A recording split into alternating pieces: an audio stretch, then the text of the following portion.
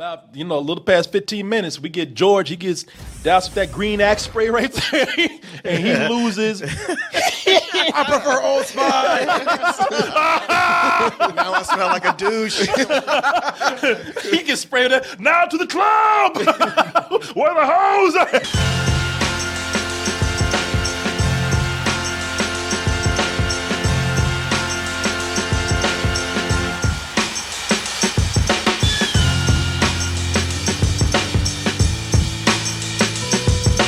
This review of Rampage has been brought to you by G for Gorilla. And G, why don't you buy a shirt on doubletoasted.com or dtmerch.com? Go on over there and see all the items that we have. The black cotton tee with the white logo, the colored logo right there. We got jerseys, hats, book covers. I mean, not book covers, phone covers. But we got things to put your books in, like backpacks. Help keep these wonderful programs going, even maybe one day be on one of them. And you can do so many ways, but the way I recommend, using your Amazon account, putting it up there with our Amazon Pay button, put that username in there, put that password in there, press it. Ooh, Korey, ooh, my heart, I think it's failing. No, you ain't gonna die. That's just all that toasted goodness all over your body. Now that I've got that out the way, we're going to get into our review for Rampage, and I want to holler at our Amino people real quick. We've been very active on Amino, although I don't always mention it on the show right here. You know what Amino is. That's the app that you can get on your phone, and you can go in there and form a community around your special interest. Of course, for us, it would be Double Toasted, and I'm going to give you guys a little shout today because what we've done today is we've gone on there and did a little poll to see who's going to give what for Rampage, and a lot of people, based on our rating system, which is better than sex, full price matinee rental or some old bullshit, you see that a lot of people have voted that we're going to give this movie a matinee. 4.2% for full price. Matinee gets 45.8. Rental gets 33.3. Some old bullshit gets a 16.7. And nobody thinks that this is going to be a better than sex movie. Oh, you might be surprised. Let's go ahead. Because I have to tell you something. I've never admitted this to a lot of people out there, but I am a lover of the original Rampage game. 1986. It was just a little nappy-headed boy in the arcade tearing up shit with this gorilla right here. Sometimes I get that lizard or that wolf. And it was a simple game. I love that game. Yeah, I love to see. Oh, I see you too, Martin. Yeah. Oh, thank God. I was afraid to admit it, man.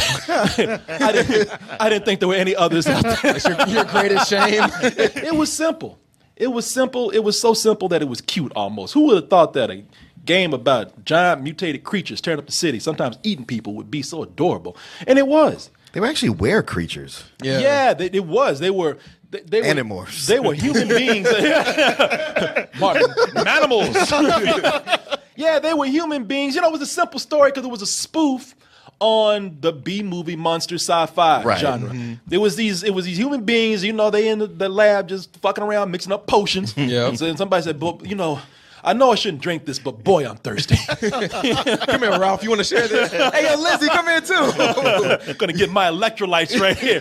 And they drank the potion, 3 people, irresponsibly, and then all of a sudden they turned to a giant gorilla, giant lizard, and a giant wolf, and they commenced to turn up the city. And the thing about the game is that you didn't die. As evil as you were for turning up the city, you just turned back into your human being, and it was cute. You'd be naked, and you covered up your private parts. You're like, oh my God, my dick is hanging out. I better get out of here. Bam! I thought he was going to get hit by that train. Yeah. Hell no.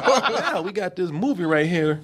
Well, these creatures coming out and they acting a fucking fool. I mean, they are wilding out. Wilding out, man. These things, and they try to get emotional with it too. We got a deep story with the orphan gorilla named George, who was adopted by who everybody wants him to be their daddy, The Rock. That's a lucky ass gorilla, man. With a Nigerian name in this movie, Davis Okoye. I was like, wait a second. I know. What? I heard Okoye. I was like, I'm pretty sure that's Nigerian. Well, that's the half black side of him. Okay. It answers a question for some people out there. This is this orphan albino gorilla gets adopted by the Rock. He's a guy that he loves animals. He works on a conservationist area at the San Diego Zoo. Yeah, and it just so happens that right when him and George got this family connection, everything's going well. Their life is good.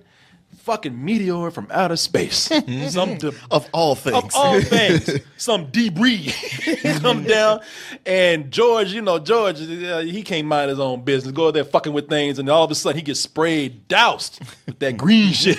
Yeah, the indiscriminate gas.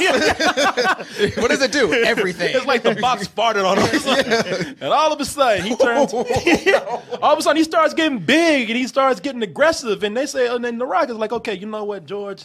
Don't worry about it. We got it, man. We're gonna take care of this. But little do they know that ain't the only piece of debris that fell on this planet. A few miles down the road. It's funny how all this fell in the same place. All on land, all in America. Yeah. But they all fall within the same general area, and then one is eaten by an alligator, and then a wolf just comes sniffing on one and just starts killing everybody, along with some other crazy ass powers. What the hell? That is not the game that I know. They're just making it up. Keep going with it. Keep going. When I was playing Rampage, my wolf couldn't fly. This one can. My gorilla was brown. My gorilla wasn't white. What the hell is going on with this? I was Godzilla. I wasn't no mutated alligator. What the hell, Korey, is going on here? Well, you know what? Let's go ahead and take a look at this trailer, because who knows? Maybe there's that person out there that says, I love playing this game, Rampage, but what it needs really is more story. Let's go ahead. Says fucking no one, I'm sure. And they brought 4 different guys in. Let's go ahead and take a look at this trailer, and we'll be back with our review. What's happening to my friend? Are you familiar with genetic editing? Sure. Changes will be incredibly Work at a zoo, sure. Yeah. Isn't everybody? Ready to do this, buddy?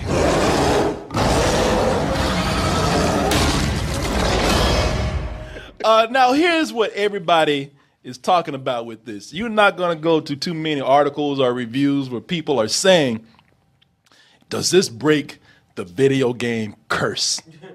And I'm going to tell you something. No, not really. I mean, I don't. Maybe for some people out there, I don't see it. I'm not saying that that's a good thing or a bad thing, because while it doesn't live up to it to breaking the video game curse, I will say that it definitely lives up to its name. The name of the movie is Rampage, and they rampage the fuck out of things in this movie. Mm-hmm. Cities, forests, zoos, buses, cars, rock quarry somehow, swamps. You name it, it's getting rampaged by them. And the funny thing is that, I mean, I'm serious. Maybe it doesn't break the video game curse, but it is the first video game movie in a long time to actually live up to its name. There's no false advertisement here at all. Mortal Kombat was about people beating the fuck out of each other. Yep. This movie is about animals beating the fuck out of everything. Especially tearing down buildings. Buildings, man.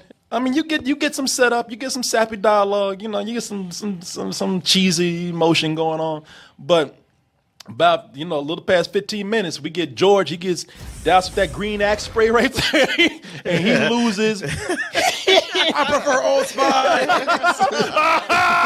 Now I smell like a douche. He gets sprayed. Now to the club. Where the hoes at? And these animals, once they sniff that green deodorant, they lose their fucking minds. And they immediately start rampaging, man. They don't wait to get to the city. Wherever they are. Especially that wolf. Yeah. He racked up a bigger body count than anybody. That wolf didn't wait. No. That wolf's got the douse of that spray. And he looked right at his family and said, "Oh, you motherfuckers dead." They came back the next morning. They're like, "What happened?" Oh no. That wolf looked at them. "Oh, y'all been talking shit." I heard every last one of y'all. Even the hunters were confused. Like, man, why would he do this? All them limp puppies and shit. Why? That wolf was the one that lost his fucking mind. George and that alligator got nothing on that wolf. The alligator waited, and George was trying to fight it, but the wolf just said, "Fuck it." But I wonder, George tried to act like he didn't need this, he didn't want it, and he didn't want to do this. But sometimes George act like he really did like this. No, sometimes he was way into it. He was way into it. George was the first one George tore up that fucking zoo before he got it. George went around snapping necks. Neck fucking his cage. This car can go to hell. Like, oh my God. I don't like those shoes. That motherfucker tore up the souvenir shop and everything. He was making his way over to the goddamn hippopotamus den. Yeah, he didn't care. And they made sure you knew how violent he was too. He killed the most violent animal on the planet. So like, okay. They were like, get this motherfucker before he goes to the petting zoo. Them ghosts didn't do nothing to nobody. Stare at the bunnies. I'll get them next. But George, I mean, the moment, because there's one scene in here where they even talk about, George is cool. George is fine. We just need to find a cure for George. And George's like, I don't need no fucking cure. I am the only one who can cure him. You ain't gonna cure shit. Put your chest on the glass. There's nothing wrong with me.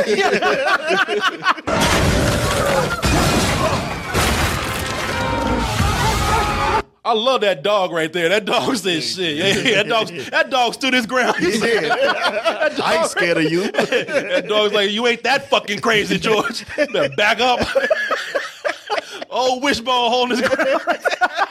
Scared of no George. Honky white motherfucker. I ain't scared of you. George ain't nobody. Goddamn powdered donut and looking motherfucker. I ain't scared of you. But that woman, she getting the fuck out of there. Yeah. She like, I'm gonna let you and this dog go ahead. You gotta go speak to a manager. She got a problem. This is the worst day at the zoo ever. But no, man, you see immediately, any kind of, I will say, I don't know if this is on purpose or not, but anytime they can get around some stuff that they can destroy, they will. As well they should. Mm-hmm. Yeah. Hey, it's what they sold. It's what the game was. It's what we're here for. Some people are going to look at this and they are going to get offended. They're going to talk about, oh, this is so like 911. How could you?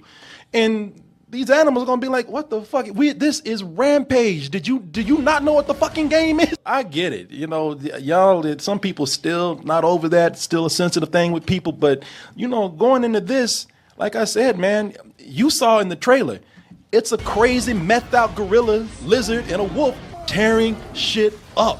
What more do you want? Well, he tore the fuck out of them buildings. The buildings ain't do nothing to nobody. I ain't never felt so bad for a building. Like, they just rent up a building. Bill like, I ain't do nothing, man. What the fuck? It's the architect's nightmare. Why? Shit, one of them buildings pull out that wallet. Take it, man. Take everything. Yeah, man. And I got to tell you something. I, for one, I don't mind it. And like I said, I get kids out there. Kids are there's going to be a generation after us who going to be like, God damn, y'all shit like tearing shit up. Like for people who were so upset over 9/11, y'all would just tear a building up in a minute in a movie. The fuck was wrong with y'all? I know y'all said never forget, but shit.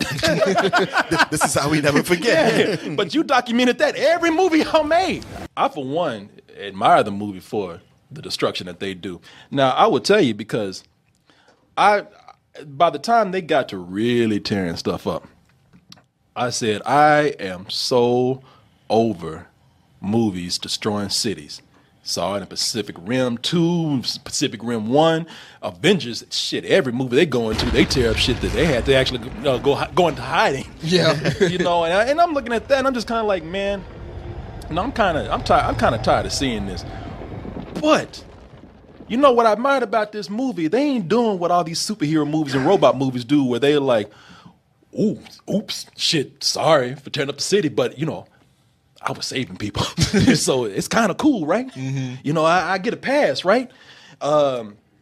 Not this movie at all. This movie is unapologetic for tearing up the city. They do not give a fuck at all. They sitting up here saying, you know what? We ain't trying to save shit. We're here to actually tear your shit up. And not only that, well, they don't live there. No, we don't live there. We just visiting. And like they said, let me see, what did Avengers do? What did Superman do? What did Justice League? What did Transformers do? We gonna top all that shit. Them tearing up the city, that's one of the good things about the movie. Mm-hmm. Man, I was so 50-50 on this movie. Because, yeah, there's things like that, the opening. the stuff with The Rock and George, I was like, you know what, this actually works. It has some heart. I like the two of them together. Yeah, I did too. I thought. Well, go ahead. Oh, just and that destruction and everything. Then there's everything else. Yeah. The other side of that coin. Well, you know what? Before we get to the other side of that coin, I agree with you. I think that one of the strong points of this movie is that, surprisingly, there is some genuine emotion between George and Dwayne Johnson.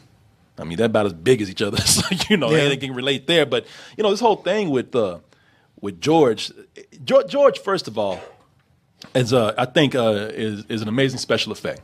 I mean, say what you will about other special effects, but they got apes down. That's the thing, man. Humans they're still working on, but apes that must be the easiest thing to CGI because they do a phenomenal job. Yeah, I mean, big ups to the guy that was doing the mocap because I know the other two animals they were just purely CGI, but there was actually somebody doing the mocap for the ape, and I think that's kind of what lent itself to him and The Rock having that relationship because you felt like they had known each other for a while. They gave little clues with each other, doing sign language and just small little looks and ticks. Yeah, and that's the thing about what they did with George is really cool because they made George not just he's tearing up things, but he's just not a monster that's being destructive. They made George actually something you could have sympathy for because he's signing, he's an orphan, he has no one but Dwayne Johnson, what's his name in the movie? Davis Okeo. Yeah, that's the only person he has, and he's really scared about what's happening. And he's signing. I'm afraid. I don't know what to do. And he knows that no one's going to help him except this one guy. He doesn't. You don't know, and you really don't know. This is the one time where The Rock, you don't know if he can pull this one off. I mean, we've seen him do everything, but fighting giant monsters. Yeah, he's in a different league. Or just saving George. I was like, man, your friend is gone. You have this bond between those two, and it works. Surprisingly and well. And I would even say that the creature design for some of the other things in the movie, I mean, they don't even show you in the trailer fully what the mutated alligator looks like. And once you see it, it's kind of a dragon design, and it looks kind of cool. So I like the creature designs, except for that fucking wolf, man. That wolf, it turned into a flying squirrel. Man, that wolf didn't turn into a flying squirrel. That wolf turned to Dracula. Tonight, that wolf turned to Batman. It is Chicago. It's more like Wile E. Coyote. Yeah, he could buy some wings from Acme right now. It's like I look at that and I'm thinking it's not terrible, but compared to what they're doing with the alligator and George, it looks like something out of Teenage Mutant Ninja Turtles. Oh yeah, especially when you get that look right there. But the thing is, with the alligator, they mod him out, almost like they keep adding powers to him. And the wolf has that special thing, but George is just big. Yeah, that's all. He gets nothing. No, he don't get anything. And for being who starts out as the biggest creature of them all, he's the smallest one by a lot. Now, Martin, if we flipping coins, right? Oh yeah. Once we flip that coin, we kept it positive for y'all for the first half of this. Man, do you see? We didn't rush in. We didn't rush in trying to talk. A lot of the good stuff is in the beginning. Yeah, that's why it felt like a real record skip when they started going to the other shit. Let me just put it this way. That game, I would say that while we've been sitting up here talking about how this does not resemble the game at all, except for maybe three animals. I will give the movie credit for not trying to actually be the game. The movie's taking the premise of the game and expanding on it to be something else, which is not the game itself, but to be our own creature feature B monster movie, sci-fi movie here. And that's cool if they want to do that, but that game, for as simple as its premise is so much smarter than this. Yeah, man. Yeah. They just by virtue of being simple. They didn't try to do too much. And I almost think that the movie, if it had actually embraced that campiness a little bit more, then that would have been cool. But the funny thing about this game turning into a movie is that they actually went to the director and they pitched what we have here, where it's humans who turn into these killer creatures, these giant animals, and start tearing up the city. And it was actually pitched to the director saying, let's actually do this B-movie campy thing where people turn into were animals. And the director actually said, I wouldn't mind doing that, but that's just ridiculous. Is that what he said? He actually said that's just kind of silly. This is the man that made San Andreas, where The Rock punched a mountain to get his helicopter off of it. Yes, he said that. Exactly. Yeah. He said, "Nah, that is just going too far. Yeah. You know, we must leave room for more serious elements like flying giant wolves." He actually said we cannot do the humans changing the animals because that would just be too silly. Who would see that? Oh, get the fuck out of here with that. How dare you, sir? Hand me my glove. Out with you, sir. You silly man. Bring my helicopter. Martin mentioned this with another movie that this has tonal shifts that Oh just my don't God! match. Yeah, this is at least 2 movies. I think it's 3, maybe even 4. Yeah, this is the problem that we have here is that they took this campy premise, and the movie tries to take itself too seriously in some parts, but yet in other parts just completely gets stupid. Yep. And I'm not talking about stupid in a good way. You know, I'm talking about like, wow, man, you really just did not care at this point. Some parts they don't care. Some parts they're too stupid to know how stupid they are, and some parts are just straight up comedy, almost slapstick. And then in other parts, the director says, but I must be a legit director at some parts. I make film. I must make a film in some parts. This gets so silly in its tones, going up against some other parts that are trying to be actual thrillers and actual drama, that we're skirting Godzilla 1998 territory here.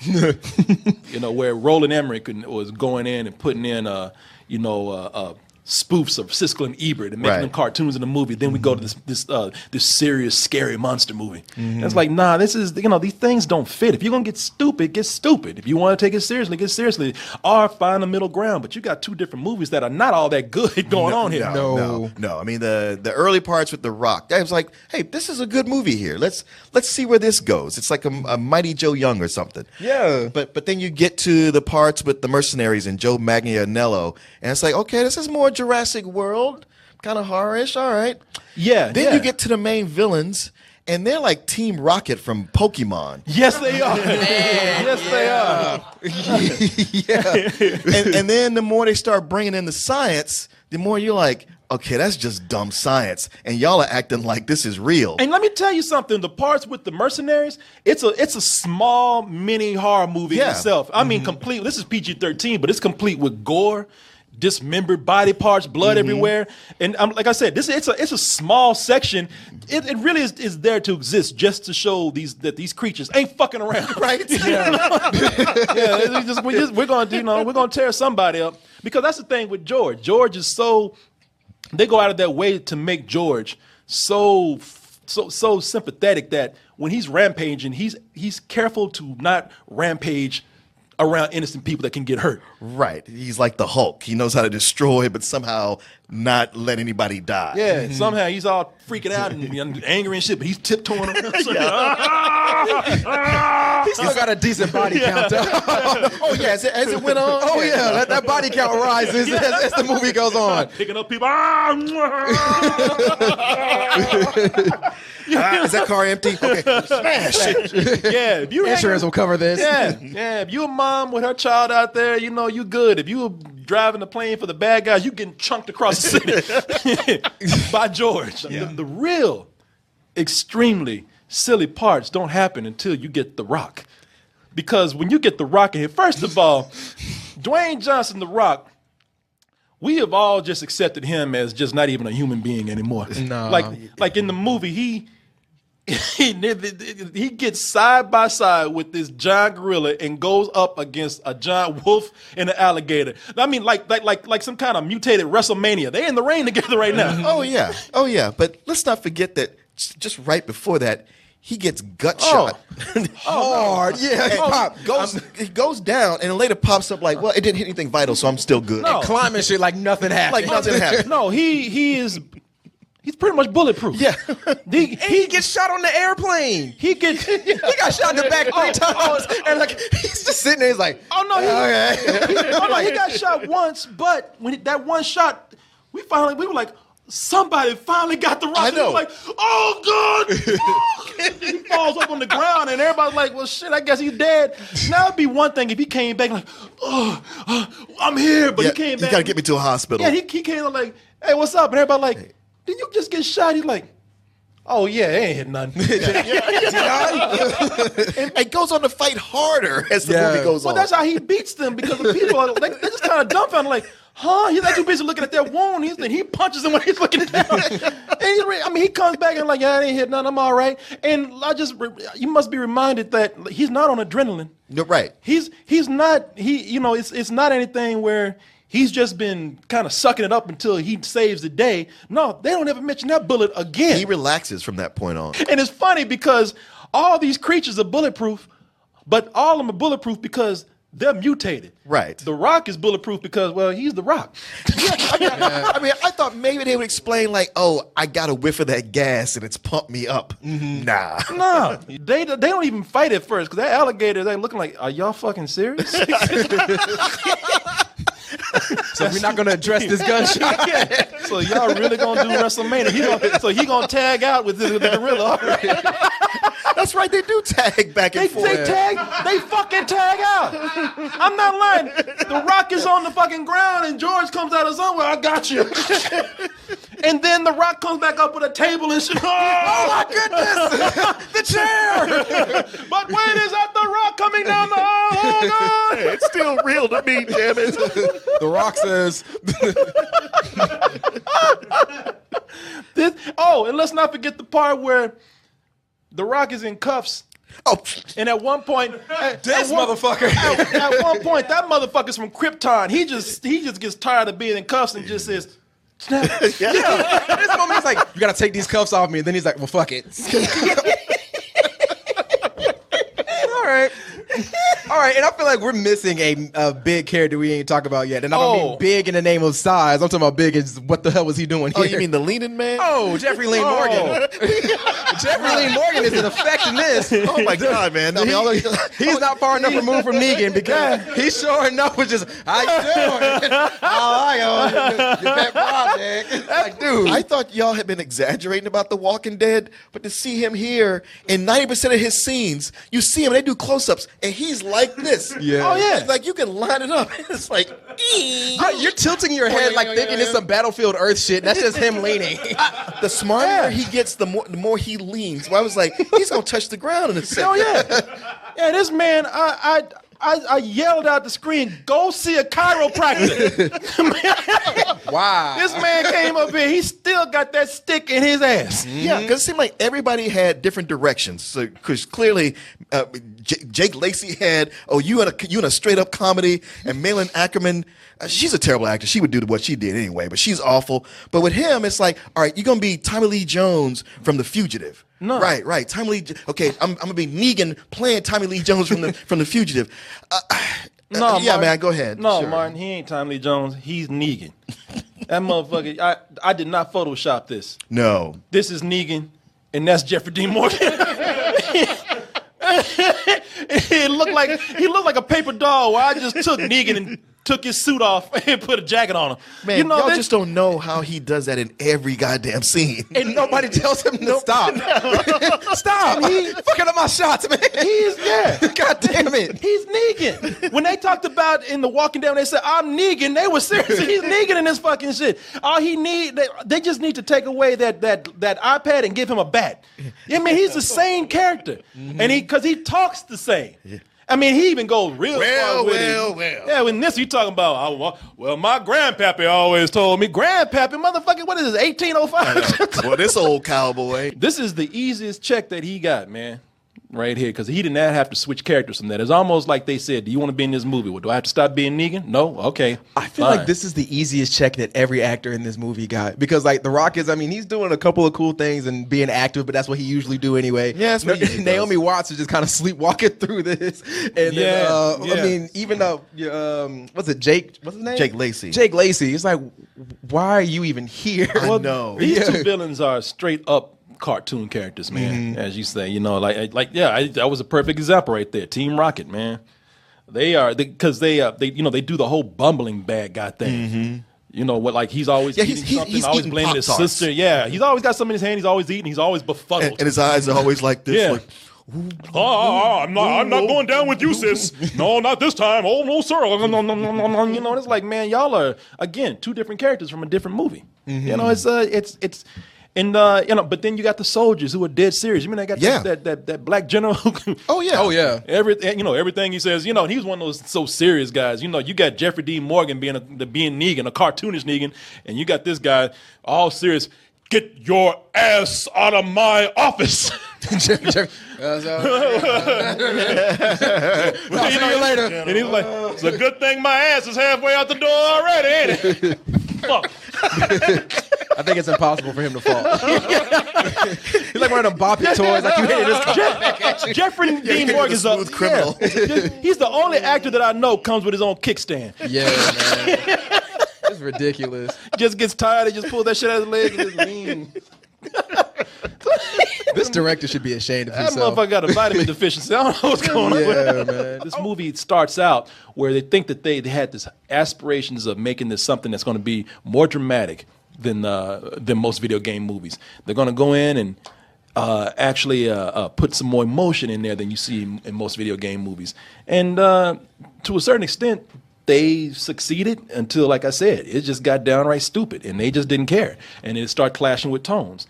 They had that B campiness that was probably from the game and could have worked as a take on that, but then they tried to make this other movie that was sometimes a little more of a thriller, a little more of a horror movie, a little more of a drama even.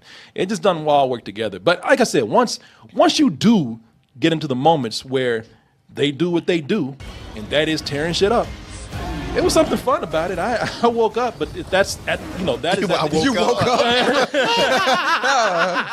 That's why I'm gonna give it a rental.